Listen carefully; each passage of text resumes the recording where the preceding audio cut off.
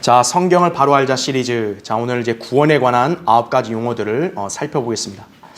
지난 시간에 좀 이렇게 사정상 일단 제가 이렇게 오프라인으로 좀 강의를 좀 하다가 말았는데, 오늘 이 시간 어차피 유튜브로도 이것이 또 촬영이 되니까 다시 한번 좀 내용을 간략하게 이렇게 요약을 좀 하면서 지난 시간에 하지 못했던 부분들을 더 추가적으로 하겠습니다. 자, 성경에서 이제 죄인이 예수 그리스도의 복음을 믿게 되면 그 사람의 혼이 구원을 받는다 그랬죠. 또 영은 거듭난다고 제가 말씀을 드렸습니다. 그렇죠? 네. 그러니까 킹제임스 성경을 믿고 실행하는 교회들에서만이 영과 혼을 제대로 구별하고, 또 구원이 우리의 어디에서 받는지도 알게 되고, 그리고 거듭남은 우리의 영에 해당된다는 것도 다 알게 됩니다. 그렇죠? 자, 근데 구원에 관해서는 여러 가지 용어들이 있는데, 자, 이것들을 제가 좀 여러분에게 설명을 좀 드리도록 하겠습니다. 이게 간략하게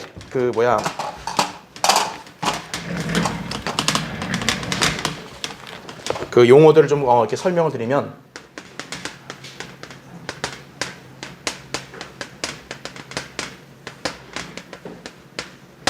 자, 구원에 관련된 용어에서는 우리가 가장 먼저 아는 게 뭡니까? 구원이라 그랬죠. 이때 우리의 구원이 받는 것이 혼이 구원을 받는다, 이렇게 말씀을 드렸습니다. 그렇죠? 예. 그래서 이제 그 구원이라는 단어가 이제 성경에서 나올 때는 모두가 사실은 다 이게 해당되는 게 아니고, 뭐 예를 들어 우리가 위기나 고난 속에서 구원받는다는 말도 있고, 또 속임을 당한다는 거에서 구원받는다는 말도 있고, 또 여러 가지 용례가 다르지만 일반적으로 우리가 지옥의 심판으로부터 구원받는다 했을 때 혼이 구원받는 걸로 일단 설명을 한다 그랬죠. 두 번째는 죄의 용서. 자, 우리가 이제 구원받은 성도들은 죄의 용서함을 받았다 그렇게 얘기하는데, 이게 두 가지 구약적인 용례와 신약적 용례가 좀 다르다고 제가 말씀을 드렸습니다. 그렇죠? 구약적인 형태에서는 죄 용서는 뭐냐? 속죄라 해서 덮는 겁니다. 덮는 것. 다시 말하면 죄가 있는데 죄가 없어진 게 아니라 그냥 뭐야? 죄를 덮어줬다라는 거죠. 그래서 구약 성경에서 죄 용서함, 죄 사함, 이렇게 뭐 사함이라고 할까요? 이런 말이 나왔을 때는 구약에서는 속죄, 덮는 의미로 사용됐다. 하지만 신약에서의 죄 용서는 그런 의미를 넘어서 뭐예요? 구속이다. 구속. 이 구속은 뭡니까? 죄를 제거하는 거죠. 그리고 값주고 산다 이거죠. 예. 신약에서 예수 그리스도의 피로 죄값을 지불했기 때문에 그것을 어때요? 이제 그 구원받은 사람을 값주고 산 거예요. 구속이다 이거죠. 그러니까 당연히 죄들이 제거가 되는 거죠. 죄값을 다 지불했으니까.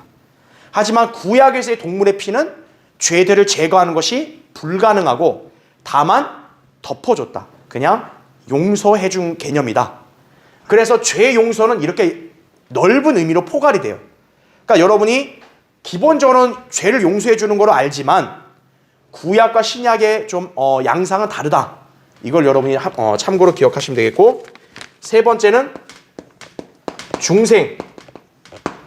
이 중생은 그냥 한마디로 이렇게 생각하면 돼요. 그냥 거듭남, 이렇게 생각하면 됩니다. 그러니까 중생이라는 건 다시 태어난 걸 말하거든요. 그래서 이제 우리 죽었던 영이 예수 그리스도의 피로 제사함 받고 그분을 영접했을 때 우리의 영이 다시 살아난 거죠. 거듭남이라 이거죠. 예. 그러니까 왜 두 번째 출생이라고 말하냐면, 거듭남이 이제 두 번째 출생이란 말도 되거든요. 왜 두 번째 출생이라 그러냐? 인간은 먼저 한 번 출생을 했잖아요. 우리 육신이 어머니 뱃속에서 물로 한번 태어났잖아요. 그러니까 물을 통해 우리 육신으로만 태어났지 영은 죽어 있었단 말이에요. 근데 영이 거듭남으로써 또 한 번 출생을 한 거죠. 그 두 번째 출생이라 그래요. 그게 이제 좀 이렇게 신학적 용어로 중생이라 그런다. 이렇게 여러분 보시면 되겠고, 그 다음에 이제 네 번째는 전가. 임퓨테이션 그랬죠? 전가라는 것은 뭐냐? 누군가에게 넘겨주는 거예요.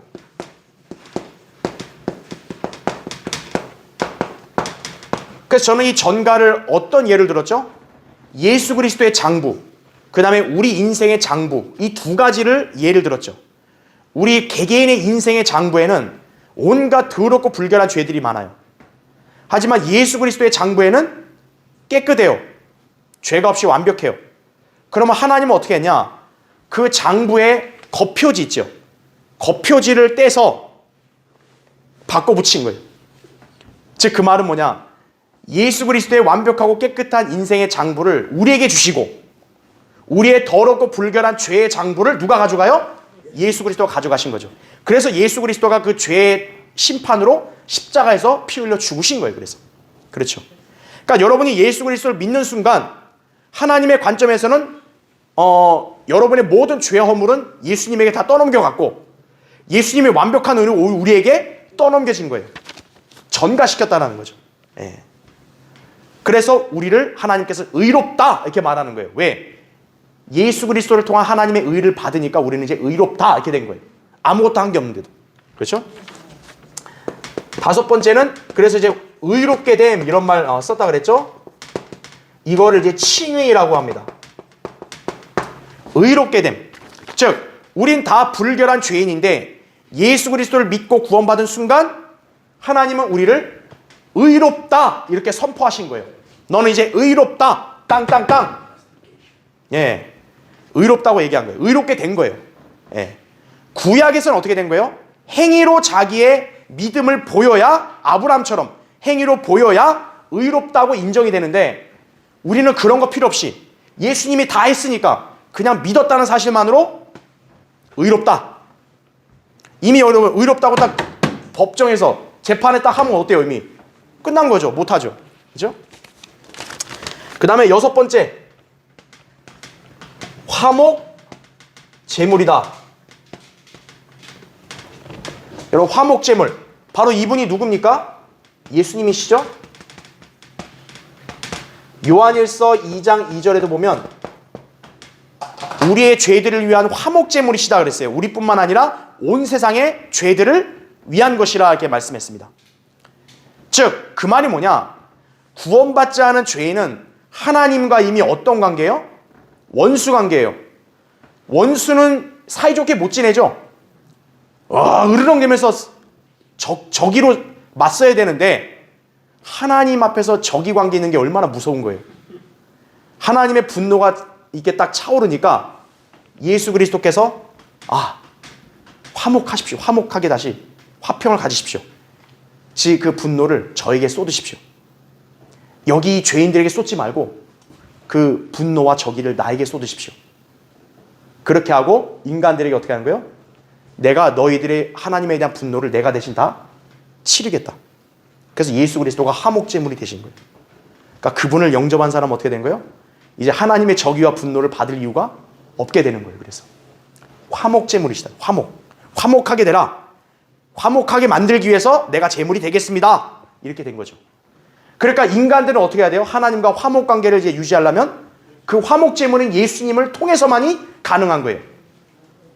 예수 그리스도를 구주라는 걸 배제한 채 자기 멋대로 하나님 우리 잘 지내봅시다. 그러면 어떻게 되는 거예요? 바로 그냥 지옥 가는 거예요.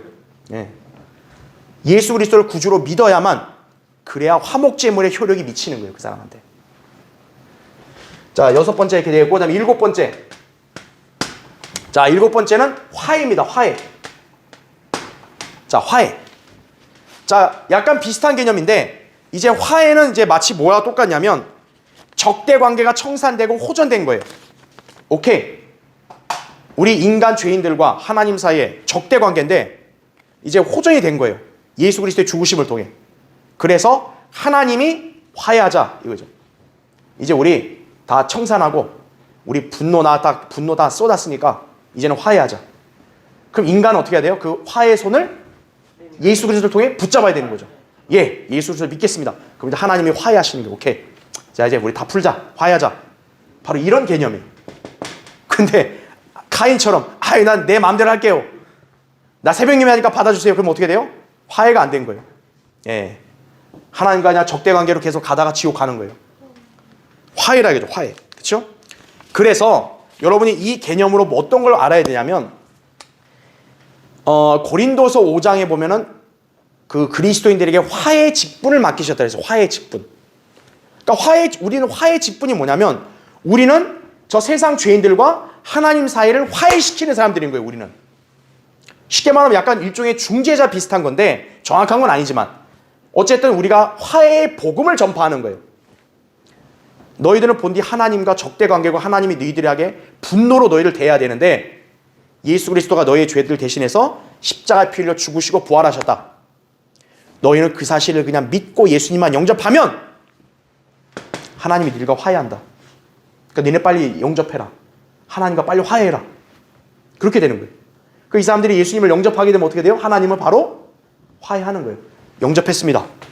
화해하는 거예요. 화해의 직분을 우리에게 맡기셨다라고 말씀하는 거죠. 자, 그 다음에 8번째. 양자됨입니다. 양자됨. 양자됨. 쉽게 말하면 뭡니까? 우리는 본디 하나님의 자녀가 아니라 태어날 때부터 마귀의 자녀였어요. 마귀의 자식이었어요. 예외 없이.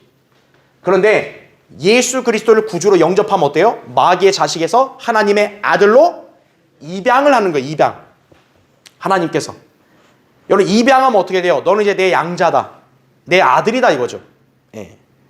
그래서 로마서 8장 그 15절에도 우리가 양자되는 영을 받았다 그랬어요.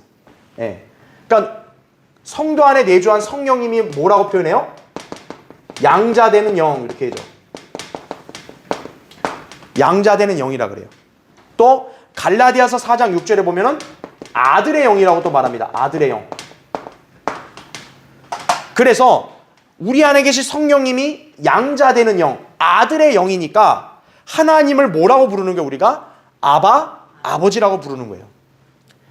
그래서 성령으로 거듭난 성도는 자연스럽게 하나님 아버지란 말이 나오게 되는 거고 종교인들은 어떻게 되는 거예요? 억지로 부르는 거죠. 그러니까 자연적으로 나오기 어려울 수도 있어요. 예. 그러니까 우리 뭐 그런 걸 막 속단하진 않지만 뭐 이렇게 사람들마다 개개인마다 우린 속을 다 보지 않지만 그러나 영적인 원칙으로 봤을 때 자신 안에 성령님께서 내주하지 않으시면은 그 사람은 자연스럽게 하나님을 아버지라 부르질 못해요. 그냥 뭐 여호와 하나님, 뭐 하나님 이렇게만 부를 수 있겠지만 근데 구원받은 성도들은 그 어떤 환경 상관없이 자연스럽게 나와요. 그냥 여러분의 부모님들 계셨을 거 아니에요. 여러분 부모님 계실 때 막 아버지라 부르기 어색해요? 홍길동처럼? 아버지를 못 부르고 그런 거 없잖아요. 여러분 아버지한테 다 아버지 불렀잖아요. 우리도 하나님을 대할 때 그냥 아버지라고 자연스럽게 부른다라는 거죠. 예. 양자됨. 그래서 우리가 지난 시간에 제가 이 8가지를 용어가 우리가 구원받았을 때 바로 이러한 양상으로도 설명이 될 수 있다. 제가 말씀을 드린 거예요. 그렇죠? 자, 그래서 오늘 이제 우리가 9번째는 이제 뭘 배우냐?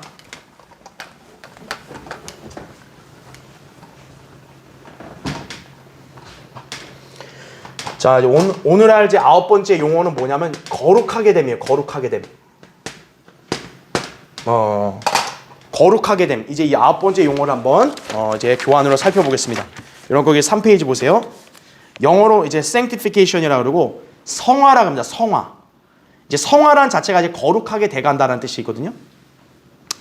자, 이게 어떤 개념으로 구원과 연관이 되어 있는지 한번 말씀을 드릴게요. 자, 교환의 첫 번째 보세요. 하나님에 의해 우리가 죄로부터 분리되어 거룩한 생활을 하도록 따로 분리된 것을 말한다 이거죠. 자, 거룩이란 말이 뭐냐면 그냥 막 점잖게 이렇게 막 옷차림하고 이게 거룩이 아니에요. 거룩은 하나님을 위해서 내가 따로 구분된 걸 말하는 거예요. 자, 성도들을 거룩하다고 말하는 이유가 뭡니까? 오늘처럼 우리는 어떤 거예요? 하나님을 섬기고 경배드리기 위해서 저 세상 속에 있는 게 아니라 따로 구별돼서 여기에 모였잖아요. 그래서 이런 것들이 바로 거룩함이라는 정의예요. 예. 하나님을 위해서 따로 구별되는 거예요. 예. 그러니까 여러 가지 섞인 가운데서 따로 구별해서 빼내가지고 하나님을 위해서 쓰는 거죠. 예. 자, 그렇기에 성화의 이 기본적인 의미는 뭐가 있냐면 바로 분리가 있다죠. 분리. 거룩함은 분리가 필요한 거예요. 반드시. 예. 자, 두 번째 보세요. 죄인이 예수 그리스도를 믿으면 하나님의 자녀가 되고 죄 사함을 받기에 즉시 하나님께로부터 구별된 존재가 된다 이거죠. 그래서 우리를 뭐라고도 부른다는 거예요? 거룩한 민족이라 부르는 거죠. 베드로전서 2장 9절에 거룩한 민족이요 독특한 백성이라 그러잖아요. 예. 세상에 여러 사람들이 많지만 구원받은 우리가 어떻게 된 거예요? 하나님 보시기엔 거룩한 민족, 독특한 백성이 된 거예요. 그러니까 일반 민족과는 다르다라는 거죠. 이게 바로 거룩이라는 거죠. 구별된 거죠. 그래서 고린도전서 6장 11절에도 너희가 주 예수의 이름과 우리 하나님의 영으로 씻음을 받았고 거룩하게 되었으며 의롭게 되었느니라 이렇게 말하고 있습니다. 예. 우리가 거룩하게 됐다 이죠. 성령님이 우리 안에 내주하고 우리가 영이 살아남으로써 거룩하게 됐다라는 거죠. 그래서 일단 거룩함의 단계를 이제 설명드릴 건데, 먼저 우선적으로 여러분이 구원 받았을 때 일단 과거에 거룩하게 되었어요. 일단 예. 따로 구별된 거죠. 그 다음에 세 번째 보세요. 성도들은 구원받음으로써 거룩하게 되었지만 현재 이 땅을 살면서 거룩한 생활을 유지하려고 노력해야 한다라는 거죠. 이것이 우리가 의롭게 된 생활의 열매이고 믿는 자들을 향한 하나님의 뜻이다라는 거죠. 데살로니가전서 4장 3절에도 하나님의 뜻은 이것이니 곧 너희의 거룩함이니라 하죠. 하나님께서 우리를 부르신 것은 거룩함에 이르게 하려는 것이라 그랬습니다. 그래서 그리스도인이 과거에 구원받아서 분명 하나님의 자녀로 거룩하게 됐지만 현재 자기의 생활 가운데서도 하나님의 자녀다운 생활을 해야 거룩한 사람으로 계속 유지가 되는 거죠. 구원은 받았는데 완전히 그냥 저 육신적인 세상 사람들 같이 그렇게 엉망진창으로 살면은 지금 현재 그 사람은 거룩한 상태가 아니라는 거죠. 그렇죠? 예. 그것을 우리가 잘 기억을 해야 합니다.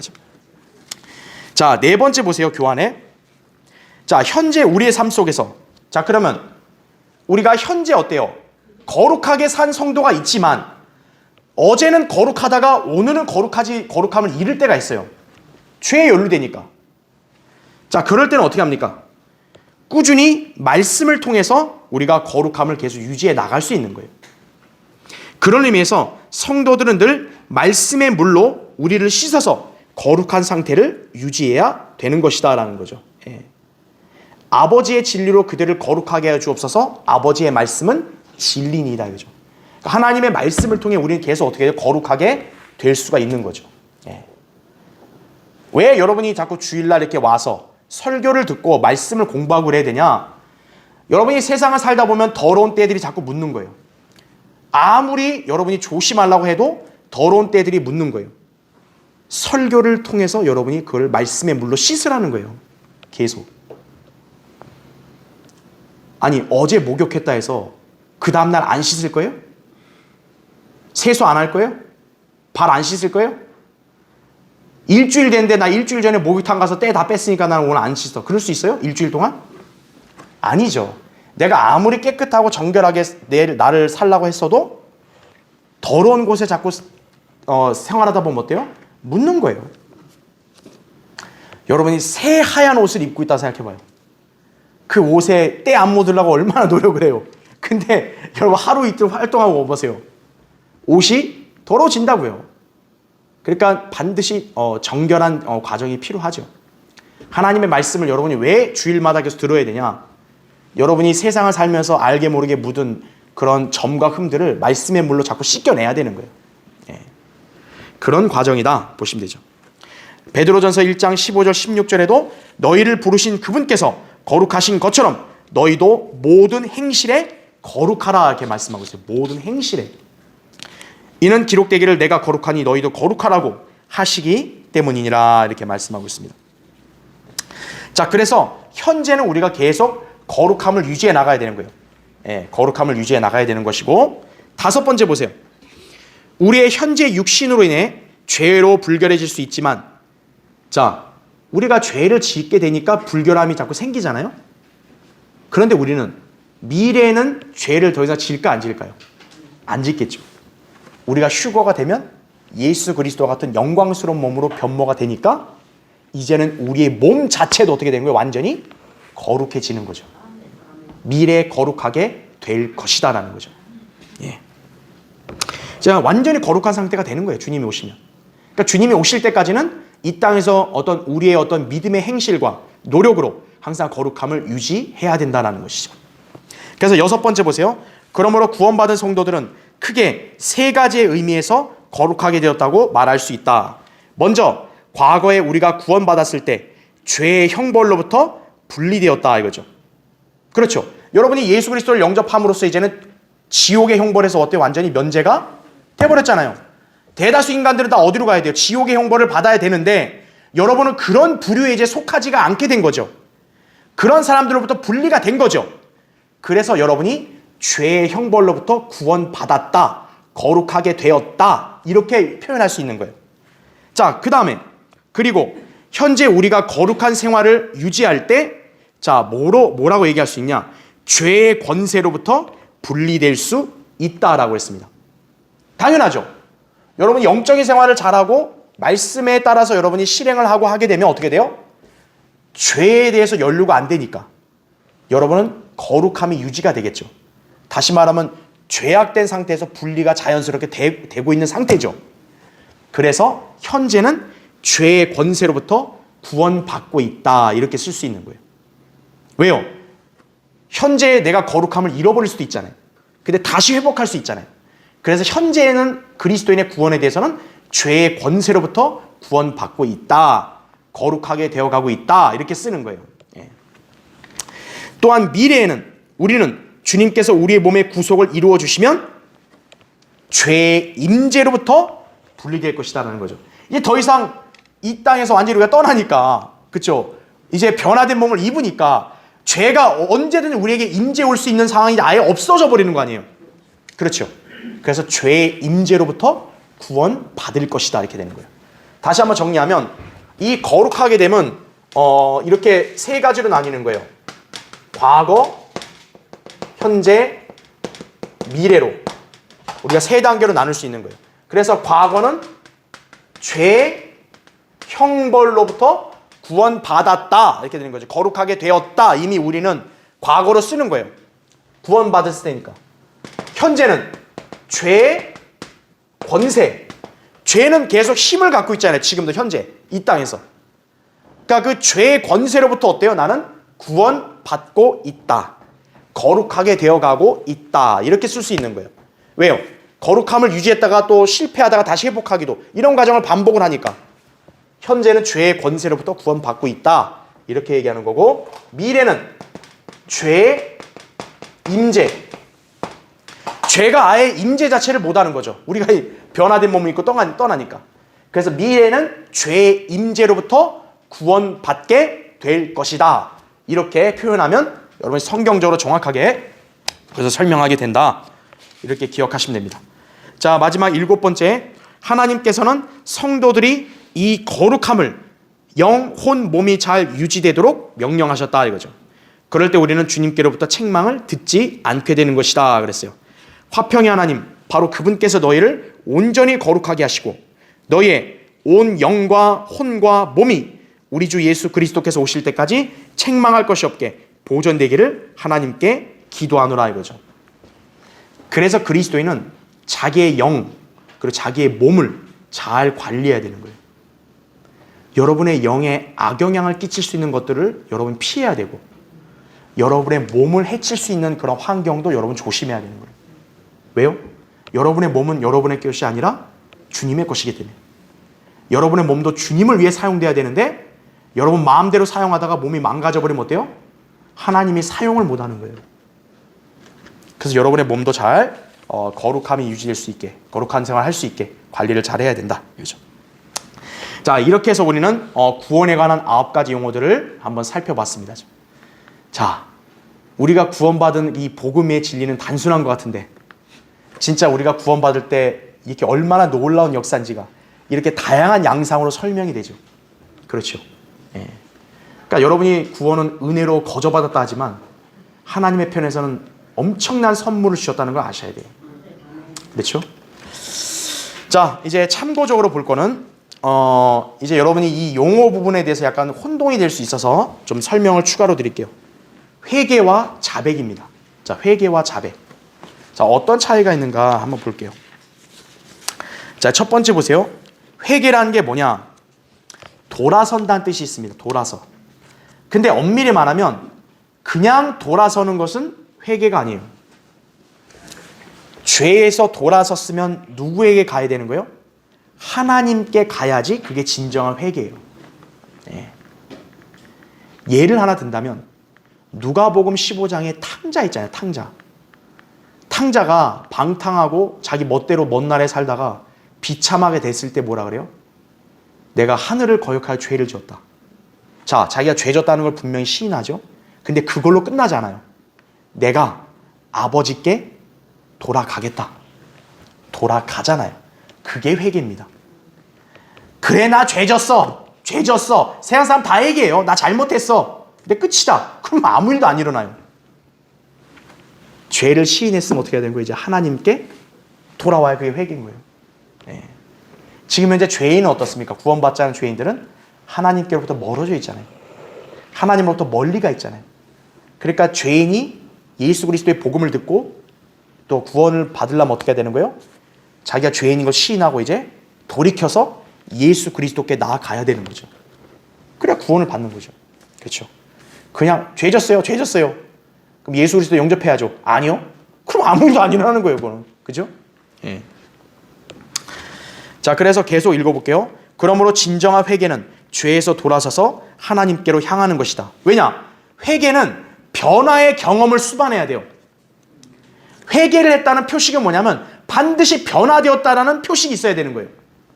구원받은 사람이 표식이 뭐죠? 예수 그리스도를 영접했으니까 변화된 거 아니에요, 분명히. 구원으로 이르는 회개는 그 사람의 상태를 변화시킨 거 아니에요, 그렇죠? 그러니까 회개는 변화의 경험이 있어야 되니까 죄인이 진정한 변화가 있으려면 하나님께 나아가야죠, 그렇죠?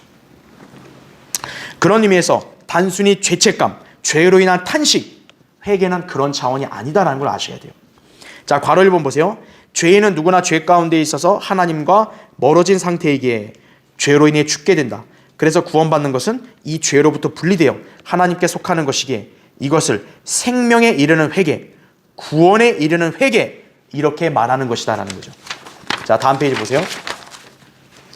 그래서 사도행전 11장 18절에 나온 말씀대로 생명에 이르는 회개를 주셨다라고 말한 거예요. 왜? 그 사람들이 이제 복음을 듣고 자기의 구주는 예수 그리스도라는 걸 알았으니까 돌이켜서 예수 그리스도께 갔잖아요. 그러니까 어떻게 돼요? 그 사람들의 회개는 생명에 이른다라는 거죠. 예. 원래 생명이 없는 죽은 존재였는데 예수 그리스도를 믿겠다고 나와서 그분을 영접했으니까 영생을 받았잖아요. 변화된 거잖아요, 과거에서. 그래, 생명에 이르는 회개다. 이렇게 말할 수 있는 거죠. 자, 괄호 2번. 죄인이 회개하여 예수 그리스도를 믿고 구원받으면 죄들이 제거되고 하나님의 자녀로 변화되게 더 이상 구원을 잃어버리지 않는다 이거죠. 구원에 관한 회개는 인생에 있어 단 한 번 이루어지는 거다는 거 아셔야 돼요. 여러분, 구원 여러 번 받아요? 작년에 받고 올해 또 받아요? 그건 아니라는 거예요. 구원은 한 사람의 일생에 있어서 딱 한 번 받는 거 아니에요. 그러니까 구원에 이르는 회개도 역시 뭐예요? 일생에 한 번인 거예요. 그러니까 막 이 일반 교회들이, 그 행위구원 특히 얘기하는 교회들이 막 회개해야 된다, 그래 구원받는다고 그렇게 하는 건 바로 잘못 말하는 거예요. 구원에 이르는 회개는 한 사람의 생에 딱 한 번 있는 거예요. 예. 괄호 3번. 회개는 반드시 죄의 심각성을 알고 그 죄로부터 돌이키고자 하는 결단 및 행위가 있어야 한다는 거죠. 그래서요, 저 예수님이 그냥 믿었어요. 단순히 여러분 그거에 점수 주면 안 된다는 이유가 그거예요. 왠 줄 아세요? 예수님을 당연히 믿었다, 그게 중요한 게 아니라 그 사람이 회개를 했는지에 대한 표식이 있어야 돼요. 회개의 표식이 뭐예요? 자기가 시인하는 거죠. 내가 죄인인데 예수님의 피로 내 죄가 씻겨졌다는 거, 내가 사함받은 것을 내가 이제 확실하게 믿겠다. 그런 고백이 그 사람이 회개했다는 변화의 표시가 아니겠어요? 그래, 그럼 확실히 구원이 이루어지는 거죠. 됐어요. 아무 말 하지 마. 그냥 믿을게요. 이거는 솔직히 주의해봐야 되는 거예요. 예. 회개는 구원에 이르는, 회개는 결단이 있어야 된다잖아요. 구원받는 것도 결단이 있어야 되는 거예요. 분명히 예수 그리스도를 구주로 믿었습니다 했으면 그 결단이 있어야 되는 거예요. 어떤 결단? 예수 그리스도를 나의 구주라고 당신이 하나님 앞에 고백을 해야죠. 그래서 우리가 영접기도도 하는 거예요, 그게. 왜? 그 사람이 진정으로 회개했다는 표식을 보여야 될 거 아니에요. 그럼 우리가 알죠, 그 사람이 확실하게 예수님을 믿고 영접했는지를. 자, 그 결단과 행위는 바로 예수 그리스도를 믿는 것이에요. 이러한 결단과 행위가 없이 단순히 죄로 인한 슬픔, 탄식, 죄책감, 이것은 아무런 변화를 일으킬 수가 없다라는 걸 아셔야 돼요. 자, 예를 들게요. 고린도서 보세요. 고린도서 거기 7장 한번 펴보세요.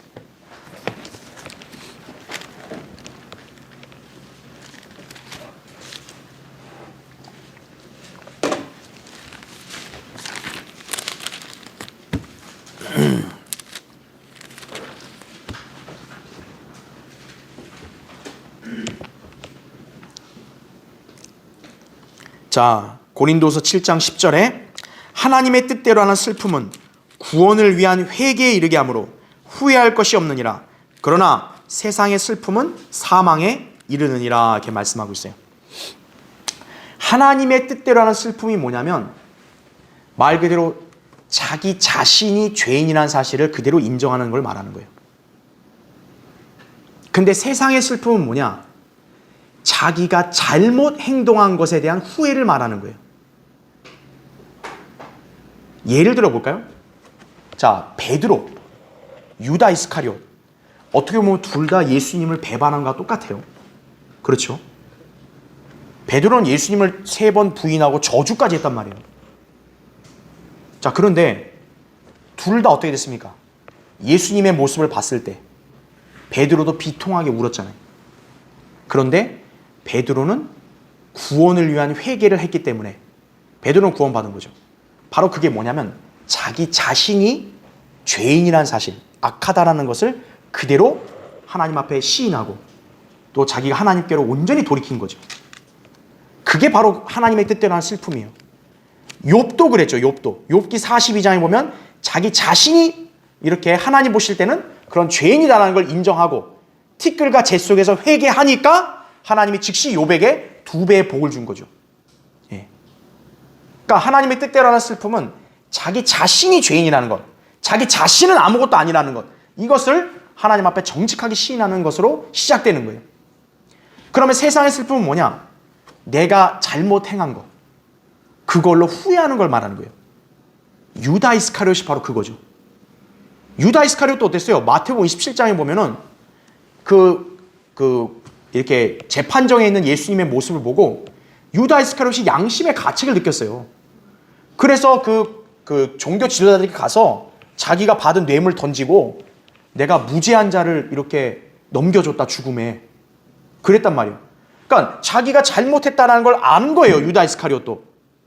근데 중요한 건 뭡니까? 유다 이스카리ot은 그걸 어떻게 한 거예요? 자살로 끝났죠.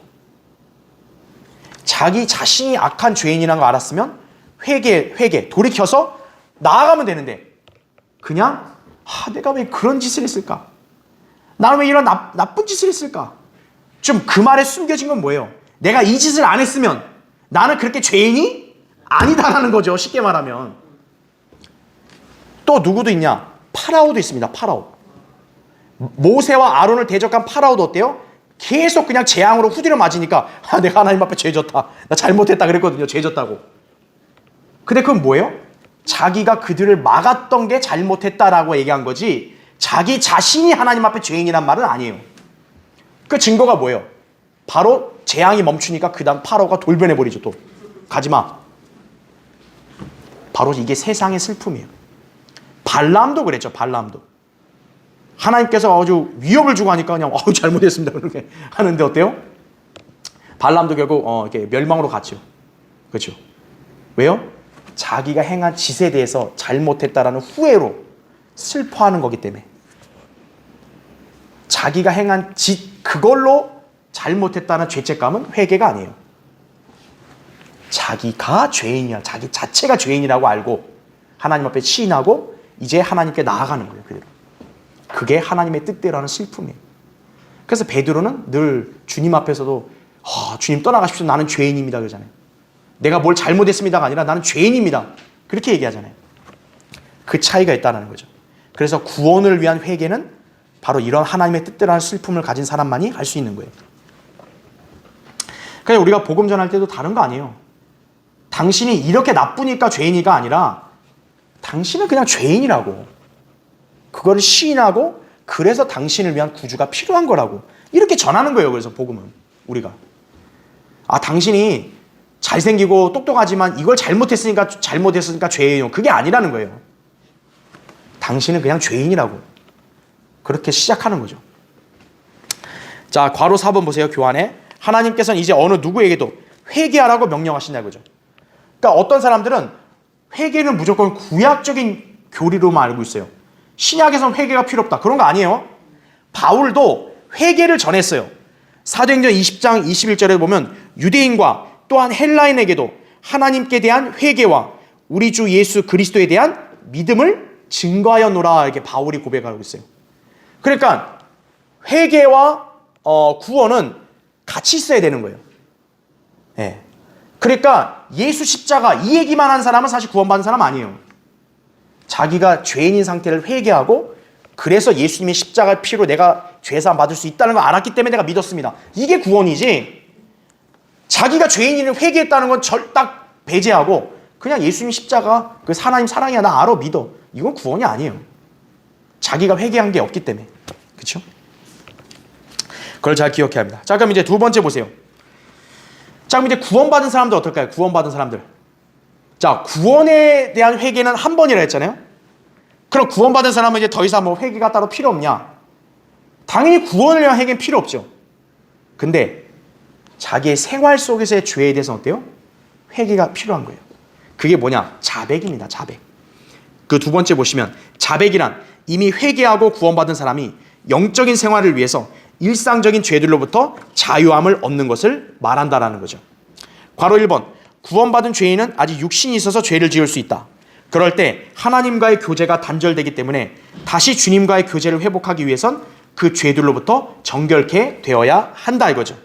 이때 주님께서는 우리가 죄를 자백하면 용서해 주시고 또 우리를 깨끗하게 해주신다고 요한일서 1장 7절부터 10절에 나온다고요. 그렇죠? 예. 그리스도인이 죄를 안 짓는다 그건 거짓말이에요. 그리스도인이 죄를 짓는다 했을 때는 그 사람의 육신이 죄를 짓는 거예요. 그래서 자기의 혼의 구원에는 영향 안 미쳐요. 왜? 이미 육신과 분리됐기 때문에. 하지만 자기 육신은 죄에 대한 심판을 받는 거예요. 그러지 않으려면 어떻게 해야 돼요? 자백을 하라는 거죠. 그게 뭐냐면 여러분 자신이 여러분이 육신이 지은 죄를 판단하는 거예요. 내가 이런 죄를 졌습니다. 내가 주님 앞에 이렇게 잘못을 했습니다. 그러면 어떻게 된 거예요? 하나님이 그 사람의 죄를 판단 안 하시는 거예요. 내가 했으니까. 근데 내가 판단을 안 해요. 나 죄 진 적 없는데? 나 깨끗한데요? 그럼 계속 그렇게 하면 어떻게 된 거예요? 하나님이 그 사람을 판단하는 거예요. 너 안 했어? 그럼 내가 널 판단할게. 너 이런 죄 졌어. 너 바로 징계. 땅! 그냥 가는 거예요. 후드려 맞는 거죠. 그런 일이 오기 전에 자기가 빨리 얼른 죄를 판단해서 자백하라는 거예요. 자, 그래서 거기 괄호 3번을 보세요. 주님은 우리에게 죄가 없어야 한다고 말씀하신 것이 아니라 죄들을 자백하라고 명령하신 거예요. 하나님이 우리한테 너 죄 없어야 된다 그런 말 한 적 없어요. 죄 누구나 있어요. 근데 죄를 숨기지 말고 자백하라는 거예요. 그리고 어때요? 돌이키라는 거죠. 자꾸 죄 짓는 데 가지 말고. 그래서 여러분이 생활 속에서 회개는 있을 수 있어요. 구원의 회개는 한 번이지만 생활 속에서 회개는 여러 번 있을 수 있다고요. 죄로부터 자백을 하고 돌이키는 거죠. 잠언 28장 13절, 시편 32편 5절에 나옵니다. 그래서 괄호 4번 성도는 죄의 자백을 통해 주님과의 영적인 교제를 회복할 수 있고 기쁨이 충만하게 된다 그랬습니다. 그리스도인이 죄를 지었을 때 자백 안 하면 구원은 안 잃어버려요. 하지만 여러분은 기쁨을 잃어버려요. 그래서 죄를 지었는데 자백하지 않은 사람도 어때요? 그 죄의 중압감 때문에 항상 우울하고 항상 불안하고 항상 짜증나고 이런 게 많은 거예요. 그 빨리 털어놓고 자백해야 돼요. 그래서 주님과의 교제가 다시 회복이 돼야 다시 기쁨을 회복하는 거예요. 예. 그리고 생활의 간증도 유지가 되는 거예요. 여러분 죄를 자백 안 하면 여러분 간증도 없어지는 거예요. 그러니까 구원은 안 잃어버리지만 여러분이 그 외에 잃어버리는 게 너무 많은 거예요. 기쁨도 잃고 간증도 잃고 기도응답 되겠어요? 당연히 기도응답도 안 되고 이도저도 안 돼 그냥. 예. 무기력하고 그냥 마귀가 그냥 건들면 바로 쓰러질 거 같고 이렇게 되는 거예요. 그런 상태로 가면 안 된다는 거예요. 그래서 여러분이 이러한 영적인 복을 누릴 수 있도록 죄로부터 우리 자신의 거룩함을 지키려고 노력해야 되고 죄를 지었을 때에는 주님께 자백하여 죄로부터 돌이켜서 자유롭게 되어야 한다라는 것이죠. 그렇죠? 그래서 우리가 회개를 했을 때는 우리는 구원에 대해서는 이미 회개 끝난 거예요. 하지만 여러분이 생활 속에서 또 여러 가지 삶 속에서 죄를 지었을 때는 그때도 회개가 필요하다는 거죠. 그때 여러분의 회개는 자백이라는 것이죠. 그렇죠? 자, 결론적으로 성경은 죄들의 심각성을 강조하고 있어요. 이러한 말씀에 순종하여 예수 그리스도를 믿는 사람들은 구원받아 하나님의 자녀들이 된 것이다 라는 거죠. 이 구원은 놀라운 역사이기 때문에 성경에서는 다양한 용어들로 설명을 해주는 거예요. 우리한테. 우리 보고 그걸 잘 이해하라는 거예요. 여러분이 그걸 안다면 감사와 찬양이 넘치는 그런 삶을 항상 살아야겠습니다. 그렇죠? 자, 다음 시간에 또 다른 주제 하겠습니다. 예.